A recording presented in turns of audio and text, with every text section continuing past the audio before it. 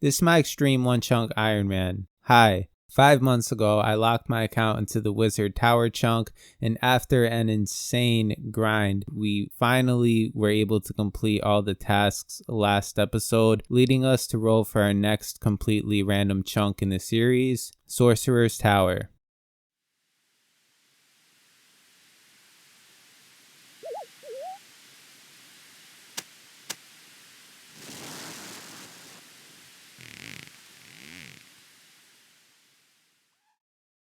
A tinderbox. I never thought my fate would lie in such an ordinary item in RuneScape. Most people just buy one from the general store, use it, and bank it, and don't think anything else of it. But for us, it literally means the difference between a 10,000 XP grind and a 26 million XP grind. Welcome back to the series. We just arrived in Sorcerer's Tower, level 77 combat. These are what the stats are looking like. We had a kind of crazy magic grind that we had to do in the previous chunk, but we completed it and now we're here. The tasks that we have to complete in this chunk are get level 1 cooking and cook a chicken, which we already have the cooking level for that, and get level 10 fletching to fletch a longbow unstrung. So that's not bad. Even though we only have to do the skill and the best in slot tasks, I'm going to do the diary tasks as well, just because of the completionist in me. I want to complete it. So yeah, this chunk seems pretty easy,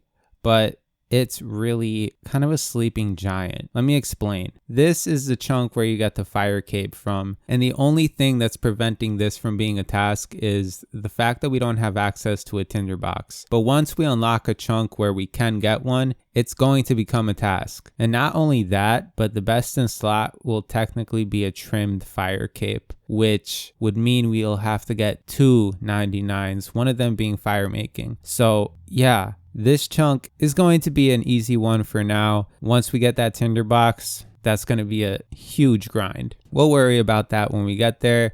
Let's just start off with the diary tasks. And yeah, this is the first task complete. Pick 5 flax. And now let's go to Sherlock and talk to him. All right, and that is the second diary task complete. Super easy, not necessary for the series, but I don't know, I just kind of want to do everything possible. And now going to focus on the fletching grind. There is a knife spawn inside Sorcerer's Tower, so that's where that task is coming from. And we do have a log spawn in the Wizard Tower chunk, so we're going to have to go back to that chunk to complete this task. We don't have a way to actually cut any trees, even though we have a steel axe. We need level 5 wood cutting to use it. So yeah, we're going to have to go back to Wizard Tower for this one. And this is the 3 log spawn that we have available. If we don't get access to a bronze or iron axe so we could start wood cutting, this 3 log spawn is going to be our method for getting 99 fire making. Regular logs give 40 fire making XP each, and we're going to need around 13 million XP to reach 99 fire making, which means we would have to pick up about 325,000 logs. Hopefully this is not going to have to be the method. I'm praying that we have a bronze or an iron axe unlocked before a tinderbox. And it looks like we are going to have to hop worlds because they take a long time to respawn. The first bit of fletching XP on the account. Level 2 fletching. It feels good to actually train another skill on the account. Level 3. 4, and that is level 5 fletching. We can make short bows now.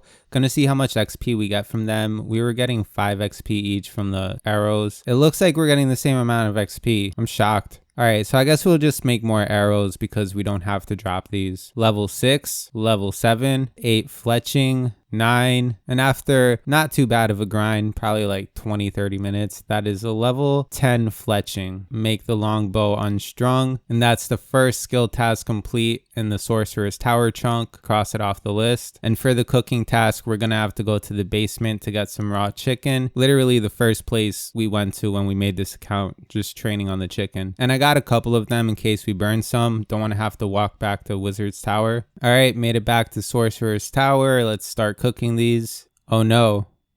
Oh no. We cooked one. I got worried. I'm glad that we got a few. And that is the final task complete for now in Sorcerer's Tower. Time to roll for another random chunk. Let's see what we get. I'm hoping we do not unlock a tinderbox. Please no tinderbox. Okay, that's Zaya. It's the ice part. Unmarked grave. No chunk tasks. Okay, we'll keep that and roll for another chunk. The desert. Bandit camp. Oh, I see a general store there. I think this is going to be a tinderbox. No. Really? I'm shocked there's nothing to do here. I'm going to check. Do they not sell like tinderboxes there? We rolled one of the only general stores in the game that do not sell a tinderbox, which is super lucky. All right, no task there. So I'm going to keep that open and roll for another one. All right, that's Zaya, Lava Kinge. We do have a level 40 smithing task to smelt the gold bar. I'm not sure how we're supposed to train smithing though. We got the gold ore from the lesser demon at Wizard's Tower, so we're gonna have to eventually get some runes and fight the lesser demon to try to get that drop. How do we get smithing XP though? I'm gonna look into it for a second to try to figure it out. Okay, I found out how we're gonna get 40 smithing. Here is the plan. In the new chunk that we unlocked, they have 2 dwarf spawns. We're gonna have to fight them because on the drop table they have tin and copper ore. They drop them 1 out of 42, which is not a great ratio. And they also drop iron ore, but we don't have a furnace or an anvil unlocked. So the only way for us to get smithing experience is from superheat item, which means we're gonna have to go back to Wizard's Tower. Superheat item uses 4 fire runes and 1 nature rune. And after some questionable math, I calculated that we're gonna need around 3,200 casts of superheat item to get to 40 smithing, making bronze bars and iron bars. Yeah, there's gonna be 2 major grinds in this chunk. One is gonna be getting the actual runes that we need, and the next is going to be getting all the ores that we need. So gonna just do some more grinding at the wizards for a bit and start saving up these runes. All right, we've been here for a little while. We saved up enough runes for